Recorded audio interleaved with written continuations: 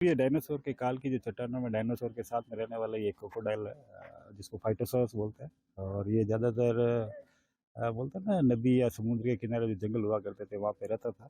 और उस जंगल के अवशेष हमें यहाँ देखते हैं अर्ली जुरासिक में, आप ये देख सकते हो उस समय के पेड़ों के जीवाश्म या खूब सारे बिखरे पड़े हैं। तो ये भी एक एविडेंस है कि ये फॉरेस्ट लिविंग यानी जंगलों में रहने वाला, नदी के किनारे समुद्र के किनारे रहने वाला एक क्रिएचर था बड़ा। और क्या बोल सकते हैं इसको, और भी इसके लेग और ये सब चीजें मिली है अंदर हाँ से? नहीं, इसका अभी हम आया तो एक छोटा लेग भी दिखा, पीछे एक पूंछ भी दिखी, इसका जो हेड है वो भी हमें दिखाई दिया। अभी इसके हेड के अंदर, मुंह के अंदर दांत वात हमें नहीं दिखे। और हो सकता है एक राउंडेड स्ट्रक्चर भी मिला, जो प्रारंभिक तौर पे हमने इसको एक एग के रूप में देखा है।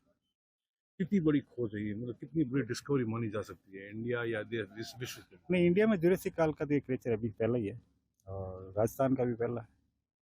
और विश्व के साथ ये खोज कितनी अद्भुत मानी जा नहीं, सकती इंडिया विश्व में कहें तो मैंने कहा ना, इस तरह की जुरासिक की चट्टानों में केवल और केवल इंग्लैंड के बाद में इंडिया में रिपोर्ट। है?